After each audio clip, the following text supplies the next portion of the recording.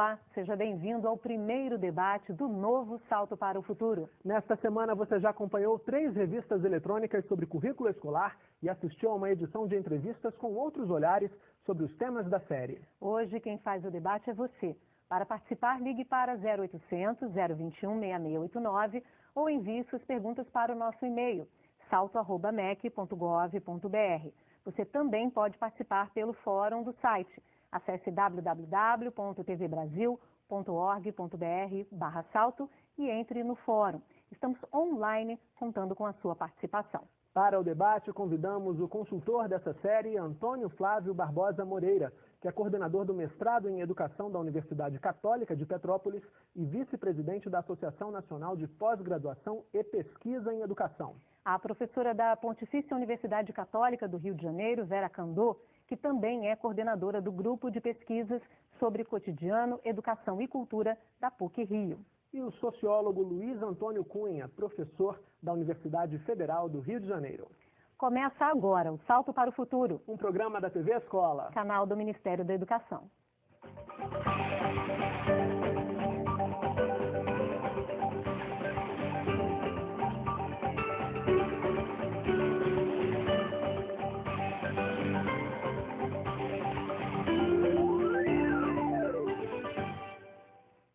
No programa de segunda-feira, o quadro Mosaico apresentou a opinião de alguns especialistas sobre os desafios para se construir um currículo inovador. Os 6 pesquisadores ouvidos pela nossa equipe apontaram alguns dos pontos-chave para a construção de um currículo comprometido com a formação de cidadãos críticos, autônomos e criativos.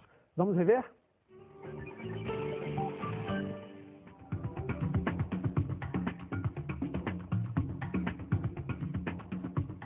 Os principais desafios para a construção hoje de um currículo escolar, eu penso que podemos colocar em 2 eixos.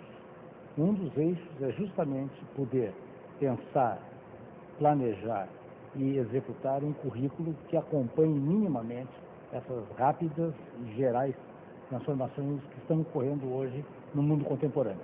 E no segundo eixo, eu penso que nós podemos colocar um grupo de problemas que é justamente lidar com uma heterogeneidade imensa, não só da sociedade de uma maneira mais ampla, mas uma heterogeneidade também na formação de professores, no perfil de cada região, num país tão díspare e tão heterogêneo como é o Brasil. A escola é um espaço de multiplicidade, de diferença, de diversidade. Esse, por si só, já é um primeiro desafio para a questão do currículo escolar. Um outro desafio é como trabalhar tentando articular campos disciplinares, diferentes campos de saber, como a matemática, o português, a história e assim por diante, com as questões relacionadas ao cotidiano da escola. Eu acho que o principal desafio para a construção do currículo escolar tem a ver com a melhoria da qualidade do ensino.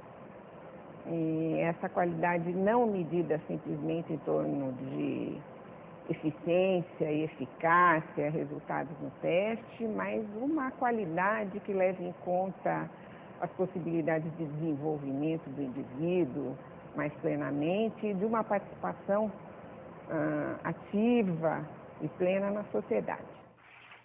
Em primeiro lugar, entender o que é currículo. Em segundo lugar, que o currículo seja estudado nas escolas, que ele seja estudado nos cursos de formação de professores.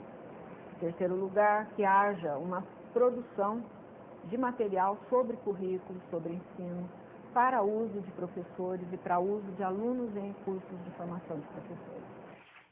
Para mim, o principal desafio no âmbito do currículo está em garantir aos professores igualdade de condições na negociação curricular. Porque o currículo ele é sempre negociado, desde a sua elaboração no plano macro, das diretrizes curriculares, da legislação maior, passando pela secretaria e tal, e a principal negociação é a da sala de aula, é do processo pedagógico propriamente dito. O maior desafio para o currículo é incluir uma formação de professores adequada, competente, porque se você tiver professores bem formados, também nas questões de gênero e de sexualidade, você consegue construir um currículo com a participação desses professores, problematizando todas as questões que envolvam aquela comunidade, aquelas características específicas dos alunos naquele espaço social. Antes de iniciarmos o debate, gostaria de convidar nossos telespectadores a participar da enquete que está no site do Salto para o Futuro desde segunda-feira. A pergunta da semana é: qual o maior desafio no currículo escolar? As opções são a construção do currículo considerando a diversidade cultural presente na sociedade, a organização do currículo tendo em vista a não compartimentalização do conhecimento ou a articulação de tempos e espaços na flexibilização do currículo. Para dar a sua opinião, acesse o site www.tvbrasil.org.br/salto e vote. No último bloco, a gente debate o resultado.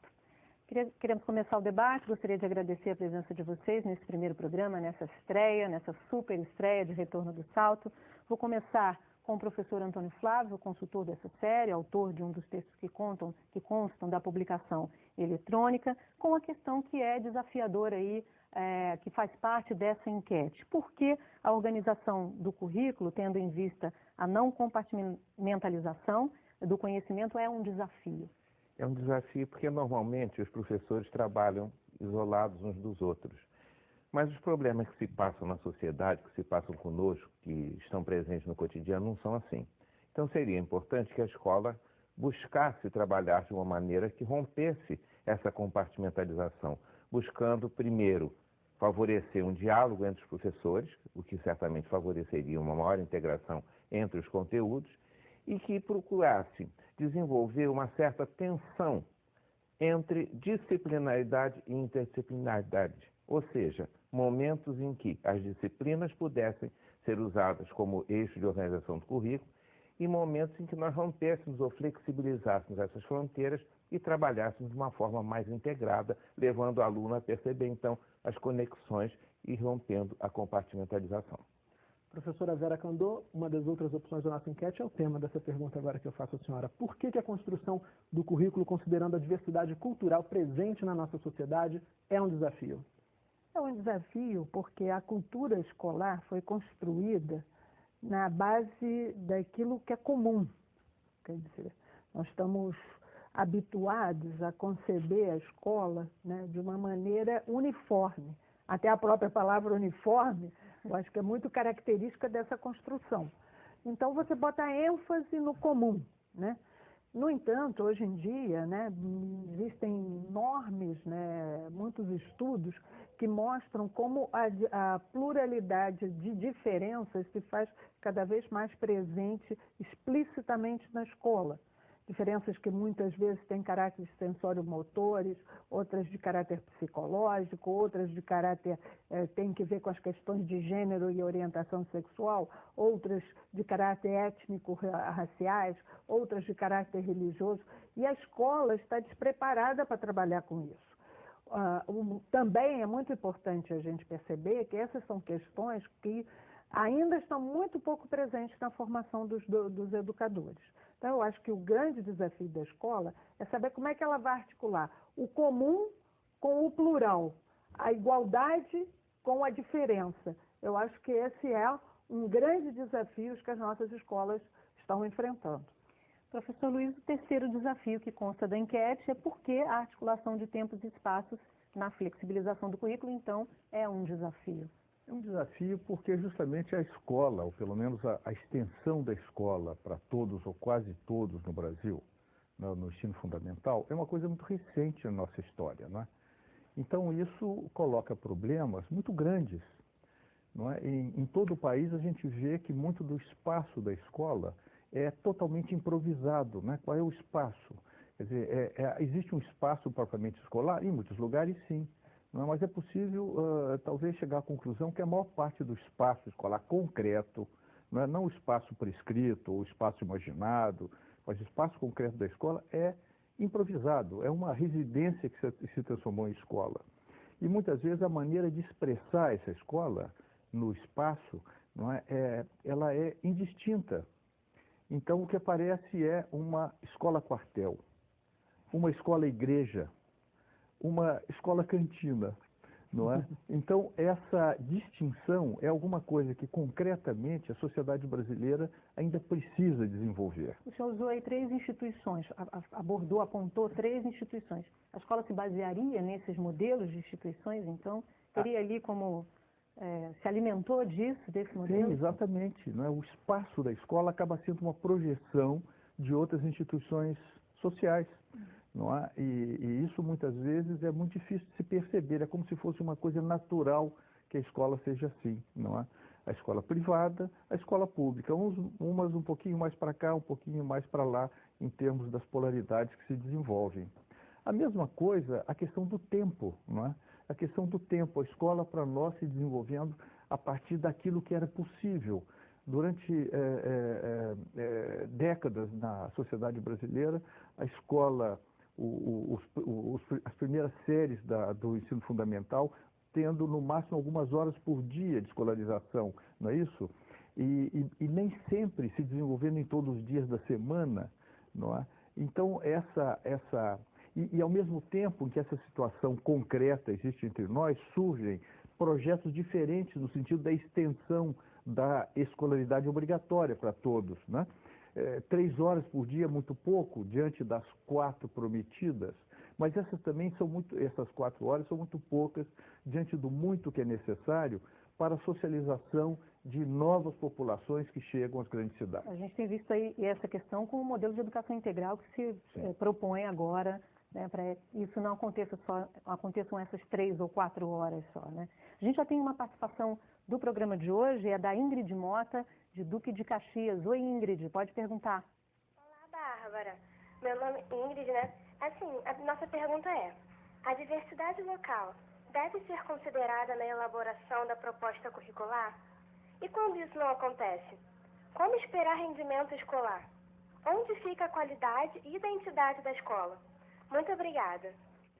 Obrigado, Ingrid, pela sua participação no Salto para o Futuro de hoje. Então, professor Antônio Flávio, essa questão da diversidade local, a Ingrid também toca no ponto da qualidade, né? Que qualidade é essa? Como é que está relacionado também à própria construção do currículo? Com certeza, a consideração da diversidade local, ela é fundamental, porque a criança tem uma experiência cultural naquela comunidade em que a escola se situa, e é preciso, portanto, que a escola não a force a deixar do portão para fora tudo que ela aprendeu, tudo que ela viveu, tudo que ela traz de sua socialização em casa, junto às outras crianças e tudo. Então, considerar e procurar trabalhar todo esse material, toda essa riqueza que ela traz, é algo fundamental. E é importante, portanto, aí entra um outro grande desafio, né? É que a escola consiga considerar todo esse material, todas essas experiências, e relacionar os conhecimentos e os conteúdos que precisa ensinar, aproveitando todo esse material. Tornar o conteúdo que pretende ensinar mais significativo, levando em conta as vivências do aluno. Eu acho que, certamente, essa diversidade tem que ser considerada. Uhum. Professora Vera, a gente tem visto, a senhora já apontou aqui a questão do multiculturalismo, a gente sabe que é um conceito relativamente recente no universo da educação, né, se a gente fosse considerar outras propostas, outras questões educacionais já existentes, outras formas de pedagogia. Agora, alguns educadores alegam, essa é uma questão que está aí do desafio, que é algo complexo, é algo, às vezes, até difícil de se incorporar ao currículo escolar. Por quê? Essa questão e a questão dos direitos humanos. Por que a senhora acha que esse é um tema aí, é um campo de tensão aí entre o currículo e essas questões? Só para exemplificar como realmente pelo menos uma questão que está muito presente no imaginário dos professores, essa foi exatamente a pergunta que o João Vitor de Fortaleza, no Ceará, enviou aqui para a gente por e-mail. Ele pergunta como trabalhar o multiculturalismo na sala de aula e, em especial, a diversidade sexual que hoje está presente nas mais diversas séries, sem contrariar os valores sociais, religiosos e familiares de cada aluno. Primeiro, eu acho que a questão do multiculturalismo certamente é muito complexa. Também a gente fala de multiculturalismo como se todo mundo entendesse a mesma coisa com essa palavra multiculturalismo. É verdade. No entanto, existem diferentes maneiras, diferentes abordagens do multiculturalismo, né? E isso é um elemento que muitas vezes não é levado em consideração. Depende da ótica que a gente utiliza quando a gente está falando de multiculturalismo. Multiculturalismo não é só afirmar, pode ser entendido como afirmação de determinadas diferenças, né? Pode ser entendido num processo de assimilação de determinados grupos à sociedade hegemônica. Pode ser entendida na promoção do diálogo entre diferentes grupos socioculturais. Então, eu acho que a gente também tem de aprofundar, né, a complexidade do próprio conceito de multiculturalismo. No tema da relação entre multiculturalismo e direitos humanos, eu acho que está essa questão que eu já abordei anteriormente, da tensão entre igualdade e diferença. Quer dizer, o discurso sobre os direitos humanos é um discurso construído na lógica do que a gente chama o mundo moderno e põe sua ênfase no tema da igualdade, da liberdade, né, da universalidade, né? Então, o multiculturalismo, por sua vez, põe um foco na questão da diferença e na questão do relativo. Então, articular igualdade e diferença, articular o comum e aquilo que é relativo, né? Esse é a grande questão que está no centro dessa articulação entre multiculturalismo e direitos humanos. Eu gostaria de acrescentar alguma coisa ao que a Vera está dizendo, se vocês me permitirem. Porque a pergunta do nosso telespectador, João Vitor, de Fortaleza, né? Ele pergunta também como é que se desenvolve o multiculturalismo na sala de aula, na escola. E eu acho que antes de qualquer estratégia que pensemos, é importante que se desenvolva na escola uma postura por parte de diretores, de gestores, de professores, em relação ao multiculturalismo e em relação à necessidade de compreender que essa complexidade pode enriquecer o trabalho, ainda que o dificulte. Ok, agora é hora de um rápido intervalo. No próximo bloco, vamos rever uma atividade realizada na Escola Municipal Beatriz de Souza Brito, em Florianópolis, que foi exibida no programa de terça-feira. Voltamos já.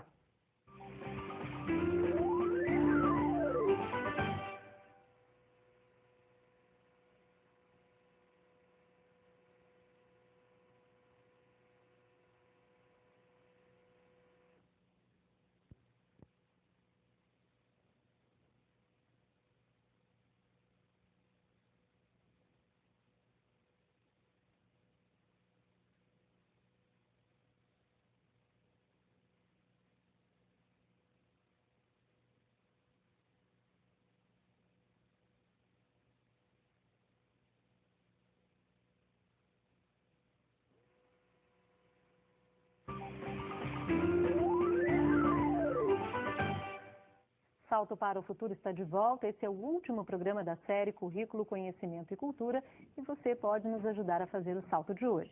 Participe do programa por telefone ligando para 0800 021 6689 ou pela internet. O e-mail é salto@mec.gov.br. No site você também pode participar do fórum sobre a construção do currículo escolar e ainda pode dar a sua opinião votando na enquete da semana. O endereço você já sabe, www.tvbrasil.org.br/salto. No último bloco, a gente vai discutir o resultado da enquete com os nossos convidados. A gente precisou ir para o intervalo quando discutimos aqui a questão do multiculturalismo na sala de aula, na escola, mas o professor Luiz Antônio também gostaria de falar a esse respeito. Né, o tema mobilizou aqui o debate, né, professor? O senhor queria... Pois é, porque como sociólogo, claro, eu me dei conta de uma questão importante, que o currículo é um lugar de conflitos que a escola não inventou. Eventualmente ela pode piorar um pouquinho esses conflitos, não é? Ela pode eliminar esses conflitos, mas são conflitos que estão na sociedade, não é? E que rompem na escola. Por exemplo, questões entre crianças, estudantes, jovens, de religiões diferentes, não é? Esse é um problema que cada vez mais os professores se deparam com eles. Quando você fala religiões diferentes, muitas vezes as religiões de matrizes africanas, na maioria das vezes, não são entendidas, não são compreendidas. Não são compreendidas. E dentro da matriz cristã mesmo, também, da matriz cristã, quer dizer, é uma coisa que será cada vez mais grave na sociedade brasileira. A laicidade das escolas é um objeto de pesquisa do senhor, não é isso? Exatamente. E essa é uma questão que a sociedade brasileira, não é? Muitas das políticas educacionais, do pensamento educacional, tem amortizado como se essa coisa não acontecesse, não é? como se houvesse apenas uma ética religiosa, não é como se a religião fosse uma espécie de máximo divisor comum de diferentes crenças, não é assim, não é como se uma ética laica não existisse, e esses são conflitos recorrentes dentro da escola. Mas não é só isso, não é entre religiões, é entre determinadas correntes religiosas e determinados aspectos importantes, centrais do currículo escolar, para o que a escola não pode abrir mão em nome de determinadas bandeiras do multiculturalismo. Eu sei que a professora Vera Candô não está nessa linha, não é? Mas, por exemplo, a escola não pode abrir mão da predominância da perspectiva científica no currículo. Quer dizer, não é possível fazer isso. Determinadas correntes religiosas, não é, estão entrando no espaço escolar brasileiro com uma concepção errônea de que o criacionismo é uma alternativa à concepção científica da evolução. Quer dizer, então é preciso deixar muito claro que esse tipo de coisa, isso é uma fraude pedagógica. Não é? A escola brasileira não pode permitir que esse tipo de concepção entre no seu espaço. Bom, tem mais gente querendo participar do debate de hoje, Bárbara. Interatividade sempre foi, exatamente. Interatividade sempre foi uma das marcas do Salto para o Futuro e agora, nessa nova temporada, em 2009, não poderia ser diferente. Aliás, falar em nova temporada, temos aqui muitos elogios ao novo formato do programa, à nossa estreia, inclusive ao conteúdo dessa série. Motivo de orgulho para todos nós que trabalhamos bastante para trazer o novo Salto para vocês. Muito. Bastante mesmo. A Tânia Colodete, de Caxias, no Rio de Janeiro, também elogia. Rafael Pinheiro, de Fortaleza, no Ceará. A Lenir de Almeida, de Macapá. Aliás, a Lucila Diniz e mais 25 educadores de 15 escolas lá de Macapá, no Amapá, estão elogiando também. Dianópolis, no Tocantins, a Marques Cristiana também nos elogia. E mais o pessoal do Amazonas, a Raimunda Garcia, que é coordenadora de educação à distância do Amazonas. A gente fica muito feliz com todos esses recados de vocês e continuem participando. A gente faz o programa para vocês. Aliás, vocês fazem o programa com a gente. E temos, por exemplo, perguntas aqui sobre a construção do currículo.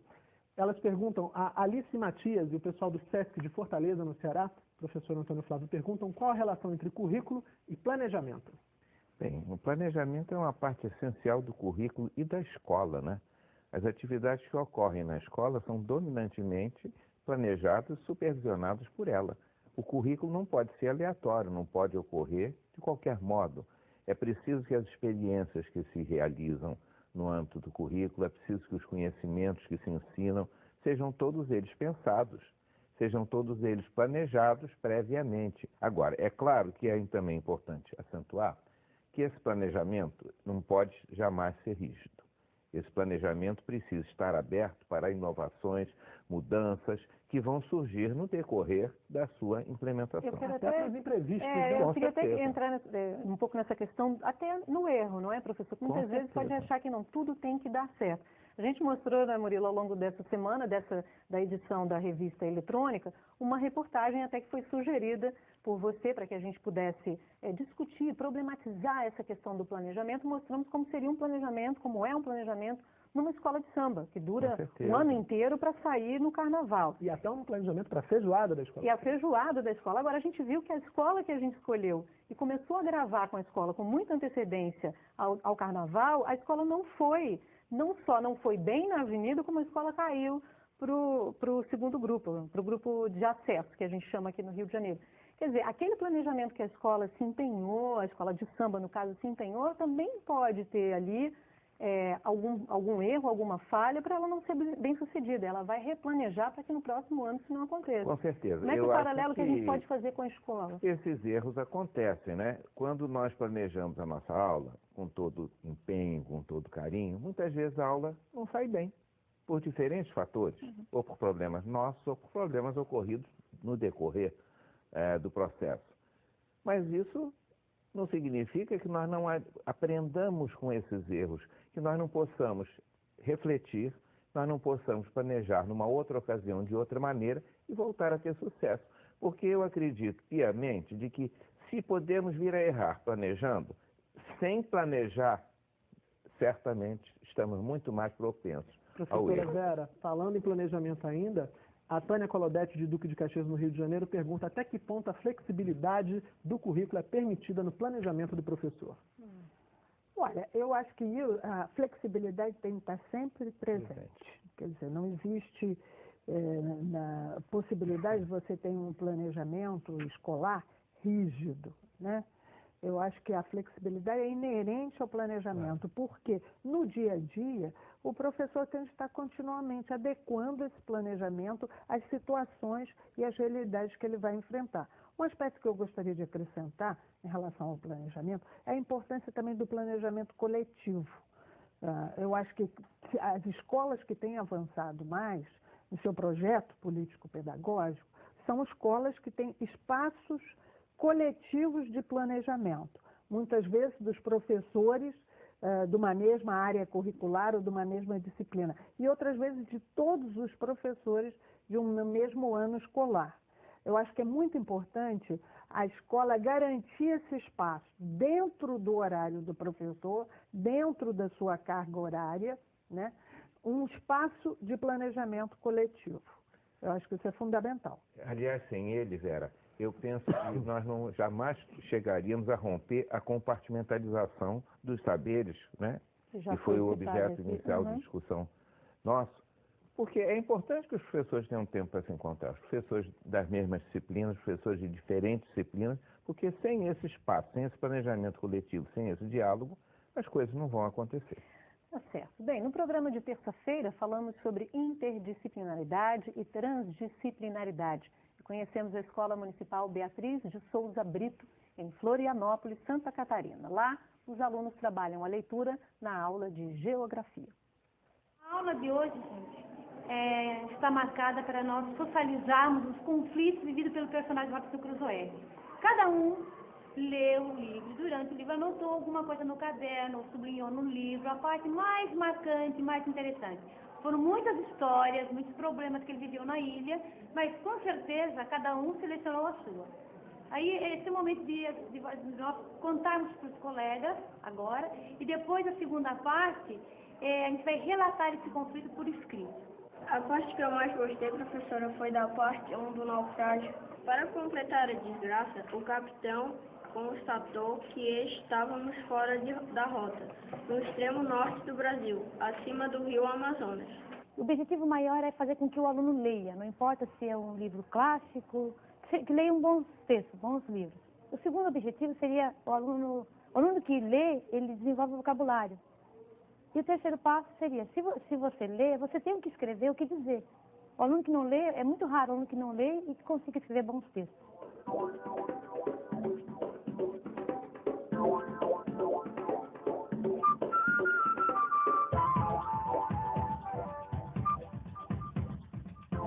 Essa atividade tem como objetivo a leitura da imagem, né? Então, assim como eles leem, precisam ler as imagens, quando eles se propõem a fazer a imagem, eles têm que ter claro o que eles querem para a imagem. E o nosso mundo atualmente, ele é completamente encerrado de imagens.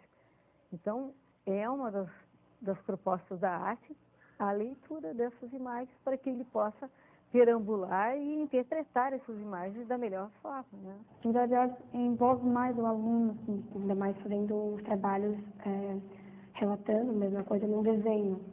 Em vez de escrever em língua portuguesa, desenhar em arte. Eu vejo no Robinson Crusoe a história do tráfico de negros, eu vejo a história a ciência, ele fala da malária, agora a geografia, o roteiro que ele fez. Eu acho que foi fantástico o trabalho do Fábio. A gente pintou um mapa da rota do Robinson Crusoe e o que aconteceu, onde ele ficou. O objetivo principal, então, era a produção do mapa e a confecção da legenda. O foco nosso é a leitura. Logicamente, cada área trabalha dentro da sua especificidade. No caso da geografia, é formar o aluno na alfabetização cartográfica. A gente começou a perceber que as disciplinas, na verdade, o ler e o escrever, ele seria o foco para essa questão da interdisciplinaridade, que as disciplinas, na verdade, elas estão todas juntas, né? Não existe essa separação, que é histórica, mas que elas, na verdade, têm um eixo comum.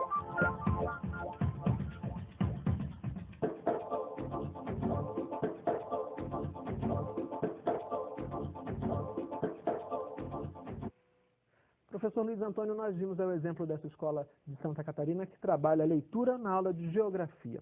Falamos de interdisciplinaridade, a escola também traz um depoimento, né, traz uma experiência nesse sentido. Esse é o tema da pergunta da Lucila Diniz, do Teleposto Escola Estadual Sebastiana Lenir de Almeida, no Macapá.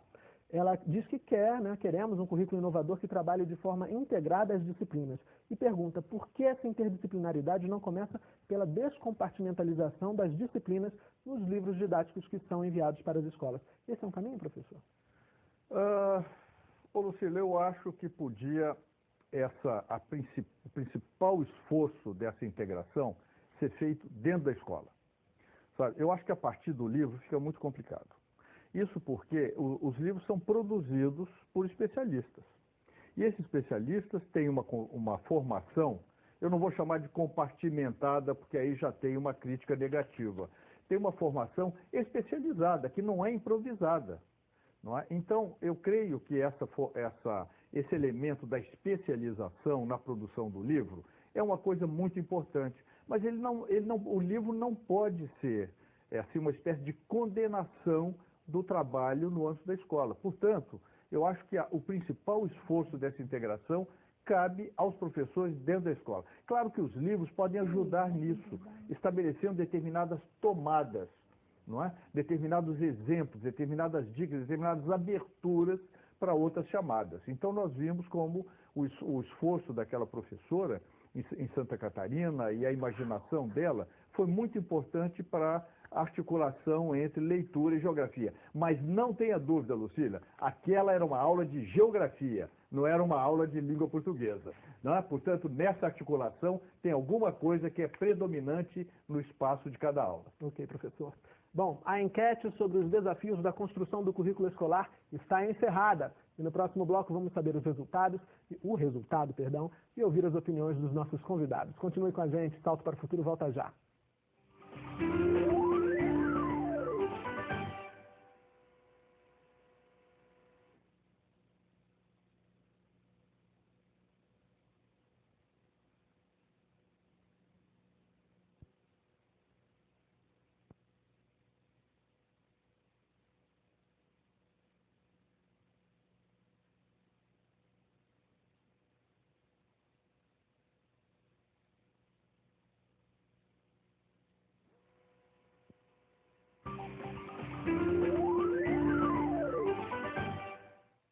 Salto para o Futuro está de volta e hoje estamos encerrando a série Currículo, Conhecimento e Cultura.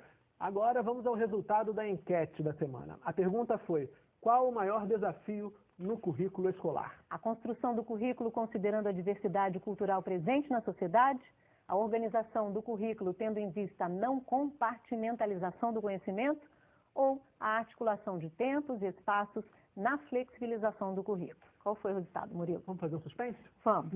A opção mais votada na enquete foi a construção do currículo considerando a diversidade cultural presente na sociedade, com 45% do total de votos registrados no nosso site. Professora Vera Candu, quer dizer, a gente já falou bastante de diversidade, de multiculturalismo, o resultado da enquete comprova que realmente é um tema quente para os professores, né? Eu acho que é muito importante que a sociedade brasileira, né, tenha essa sensibilidade, esteja cada vez mais presente, porque eu acho que para a gente construir uma autêntica democracia é necessário, eu volto sempre a dizer isso, né, quer dizer, articular a questão dos direitos de igualdade com os direitos de identidade. Agora, eu queria fazer uma observação em relação à escola. A questão das diferenças na escola, né, estão cada vez mais, como um professor numa pesquisa que a gente realizou, numa entrevista disse, estão bombando na escola, né? E eu acho que é muito importante desenvolver uma atitude de reconhecimento e de respeito às diferenças. As diferenças tanto étnico-raciais, quanto de sexo e orientação sexual, as diferenças de gênero, né? São plurais as diferenças, mas a escola deveria estar muito atenta aos mecanismos de discriminação e de racismo né, e de preconceito que muitas vezes estão presentes no cotidiano escolar e que se manifestam de maneiras explícitas ou implícitas. O combate a qualquer forma de discriminação e preconceito é um elemento fundamental da promoção de uma educação multicultural. Como o Murilo mesmo disse, esses 45% dos professores que votaram lá, votaram nessa questão, parece então ser um nó para a construção desse currículo, né, professor? Algo que mobiliza de fato a escola, algo que está mobilizando esses educadores que estão ali na construção, no dia a dia da construção desse currículo, né? A questão da diversidade cultural, a questão do multiculturalismo, que engloba aí também os direitos humanos, né? Isso mesmo, né? Eu queria sublinhar uma expressão que a minha colega Vera Candô falou, a questão da igualdade. Parece que a questão que interessa é apenas a diversidade, respeitar a diversidade. Eu quero chamar a atenção para uma outra coisa. Parece que existe na cabeça de muita gente, até de determinados políticos e de políticas públicas e educacionais, um movimento de produção de um determinado tipo de diversidade. Política de produzir a diversidade. Por exemplo, de inventar categorias raciais que não estão na sociedade. Atenção, hein? Isso é uma coisa importante. Porque, e com isso, nós perdemos um elemento importante, que é a produção da igualdade. Então, eu entendo que o reconhecimento da diversidade, ele só pode ser autêntico com uma base de referência na igualdade. Porque eu entendo o diverso a partir do elemento que nós temos de semelhante. Porque, senão, o currículo não existe, a linguagem não existe e a democracia não existe. E nós vamos cair numa total guerra de todos contra todos. Então, acho que esse elemento é como se fôssemos andar com duas pernas. E se enfatizarmos uma perna da diferença, da diferenciação, e sem esquecermos a perna, nós vamos ter um andar manco no currículo, na democracia, na política, e a escola brasileira será, por esse elemento, um fracasso. Professor Antônio Flávio, eu estou aqui online no fórum do site do Salto para o Futuro e olha que interessante a frase da Rafaela Oliveira de Fortaleza. Ela diz que pensa que precisamos fazer realmente uma força-tarefa promovendo estudos e discussões acerca do currículo escolar para que ele realmente atenda à realidade da escola. E diz que o currículo precisa ser vivo, ter perspectivas mais sociais e, assim, contemplar a diversidade. É isso que a gente precisa mesmo, a escola e a sociedade, de uma forma geral, precisa fazer essa força-tarefa? Com certeza, porque a questão do currículo é uma questão muito séria. Currículo é o coração da escola, a meu ver. É a responsabilidade de todos nós que nos interessamos por educação, que trabalhamos em educação. Currículo não é algo que seja decidido apenas nas esferas da administração central. Currículo é alguma coisa que se realiza de fato no momento que professores e alunos estão juntos e, consequentemente, eles são responsáveis por essa construção que se dá diariamente, a cada momento, a cada aula, em cada espaço escolar. E aí, sem dúvida alguma, nessa construção, eu penso que é importante reforçar o que Vera já comentou, há uma tensão permanente entre igualdade e diversidade. E eu acho que, nesse sentido, essa luta contra a discriminação, contra o preconceito, né, que Vera também já referiu, ela é muito importante. E eu acrescentaria apenas que há um outro elemento que talvez ajude o professor nesse trabalho, nessa construção diária. É trazer sempre para a sala de aula todos os artefatos culturais, toda a produção cultural que é tão importante junto ao aluno, que é tão importante na construção do aluno, e mostrar a ele como em certos momentos, ainda nesses produtos culturais, nós vamos encontrar vestígios de discriminação, vestígios de supervalorização de um sexo em relação ao outro, como, por exemplo, em certos anúncios da televisão em que a mulher é exposta como um produto, né? Ou muitas vezes só desempenhando um determinado papel, ela é a dona de casa, claro, ela é a única que está ali em torno da família, né? Ela que está na cozinha, muitas vezes, que vive para a feira do lar. E aquela que fica em cima de um carro com um cabelo lindíssimo, com uma roupa muito bonita, muito insinuante para vender um produto, né?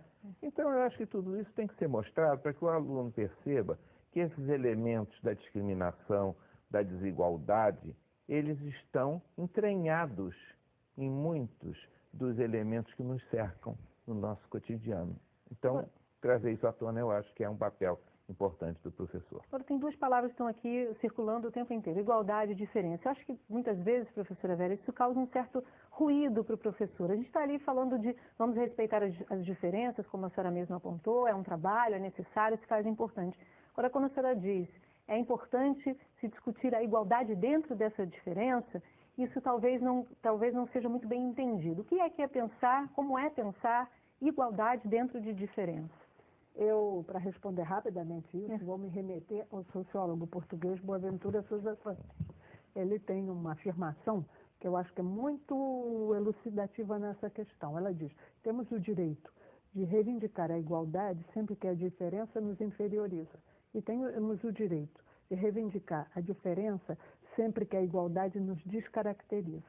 Eu acho que é nesse movimento que nós temos de nos situar. Certo. Professor Luiz Antônio, o senhor falou da questão das religiões, a gente também foi um tema da entrevista com a professora Nilda Alves, aliás, o trecho, como a gente grava, tem que editar, a professora Nilda Alves falou também disso na entrevista que eu fiz com ela, e a questão das religiões, principalmente nas capitais, das religiões, é uma tensão que aparece atualmente para os professores. Para os professores precisam lidar com essa diferença no cotidiano das escolas. Eu queria que o senhor falasse um pouquinho a esse respeito. Essa tensão tem aumentado? Como é que esse desafio tem sido percebido dentro das escolas, pode ser percebido e enfrentado dentro das escolas? E principalmente como essa discussão pode incorporar o currículo. Como o senhor apontava aí a questão do criacionismo, isso virá matéria de estudo, de objeto de discussão, reflexão e não uma imposição de que isso é uma verdade dentro da escola, né? Como o senhor mesmo apontou. A questão da religião está cada vez mais grave na sociedade brasileira, dentro da escola. E vai aumentar. Não é? Isso por que razão? Por causa de uma questão objetiva. Não é porque uma pessoa quer, outra deixa de querer. Objetivamente, o que está acontecendo é uma mudança enorme na composição religiosa da sociedade brasileira. Não é uma parcela crescente de pessoas que não têm crenças religiosas. E uma parcela muito grande que está mudando de crenças, deixando de ser católica progressivamente e passando a ser evangélica. Não é? E uma atividade militante muito forte dos evangélicos sobre as populações de matrizes religiosas afro-brasileiras. Então, é um campo de conflito na sociedade. E vai para a escola porque vem da sociedade, não nasce na escola. Então, a escola é, por assim dizer, um desaguadouro desses conflitos. Não é? Então, mas a escola no Brasil tem uma espécie de inércia, porque ela foi montada, a mentalidade, currículos de escolas normais, tendências de formação de professores, ainda numa época em que a religião católica era predominante. E na prática, não no direito, religião de Estado. Não é? Em muitos lugares ainda é, na prática, uma religião de Estado, apesar de não ser assim na Constituição Federal, nas Constituições estaduais, não é? Mas na cabeça de muita gente ainda é assim. Então é claro que há um choque muito grande, não é? Entre tendências inerciais, ou que vêm do passado, católicas, e emergentes evangélicas. Entendeu? O que o senhor está dizendo é que, você pode me corrigir se eu estiver errado, é que a sociedade está mudando numa velocidade que a escola não está conseguindo acompanhar também nesse aspecto da religiosidade. Exatamente. Agora, uma coisa que pode ser um elemento de conflito adicional é que se imagina que a religião, e qualquer religião, possa ser dentro da escola um mecanismo de controle social para aquietar os alunos, não é? E cada vez mais os estudantes eles se confrontam com isso, eles reagem a isso. Tem escolas que obrigam os estudantes a fazerem orações antes das aulas, antes da merenda, não é? Que participem de determinadas cerimônias religiosas. Isso não pode acontecer numa sociedade democrática, né, em que instituições públicas têm que ser imparciais em relação aos conflitos do campo religioso. Mas o que ele está dizendo também, né, é que currículo, mais que conteúdo, é também ação, é cotidiano da escola. Essas pequenas ações também exprimem o currículo da escola. Agora a gente precisa encerrar essa edição, infelizmente o debate está muito bom, mas não sem antes ouvir de vocês as considerações finais. O que vocês gostariam de destacar desse encontro que tivemos aqui, dessa estreia do novo formato do Salto para o Futuro, professor Antônio Flávio. Eu vou destacar o que o Murilo trouxe agora, que currículo não é apenas conteúdo, né? Currículo corresponde a todas as ações que se realizam na escola, que envolvem docentes e alunos, e que, portanto, tem a ver com posturas, tem a ver com comprometimento, tem a ver com intenções. Eu penso, por exemplo, hoje na sociedade se fala muito em ética, né? A necessidade cada vez mais de ética em todos os setores. Como é que fica a escola em relação a isso? Se nós entendêssemos que currículo se restringe a conteúdos, jogaríamos mais um conteúdo, a ética. Mas se entendermos que currículo corresponde a uma postura, aí a escola se tornando ética, que ela vai ajudar o aluno a ser ético. Ok, professor Antônio Flávio, obrigado pela presença. Professora Vera Candô, suas considerações finais.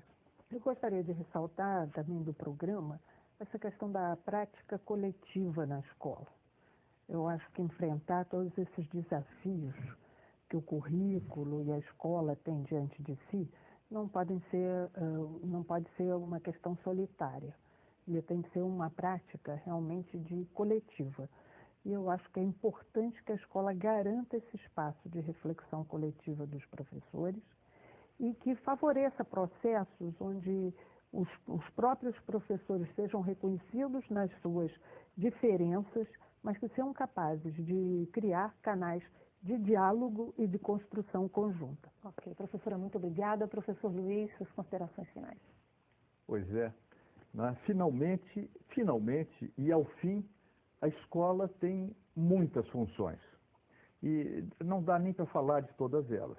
Mas não tem dúvida que na sociedade brasileira atual tem uma função indispensável, né? E o currículo está mergulhado dela, queira ou não queira, faça ou não faça, que é algum papel na construção da igualdade. Esta é uma das sociedades mais desiguais do mundo. Não é? Se construímos uma das 10 maiores economias do mundo, não é? Um país que tem índices muito importantes nos esportes, na economia, e, enfim, num protagonismo na política internacional, somos uma das sociedades mais desiguais do mundo. De que maneira que a escola, aquela pequena escola, com aqueles professores específicos, podem contribuir para construir a igualdade. Esse é um grande desafio, é uma coisa importante. Na cabeça dos alunos é preciso que isso esteja sempre presente. Ok, professor. Muito obrigado pela participação. Muito obrigada. O Salto para o Futuro de hoje termina aqui. Agradecemos as presenças de Antônio Flávio Barbosa Moreira, coordenador do mestrado da Universidade Católica de Petrópolis, mestrado em Educação e consultor dessa série. Da Vera Candô, professora e coordenadora do Grupo de Pesquisas sobre o Cotidiano, Educação e Cultura da PUC do Rio de Janeiro, e de Luiz Antônio Cunha, sociólogo e professor da Universidade Federal do Rio de Janeiro. Muito obrigada também a todos que participaram da série na TV e na internet, mas esse debate não termina aqui não. Você pode continuar trocando experiências no fórum do nosso site. Acesse www.tvbrasil.org.br/salto e confira também a publicação eletrônica com os textos dessa série. Até o próximo Salto para o Futuro. A gente se vê aqui na TV Escola. O seu canal da educação. Tchau. Tchau.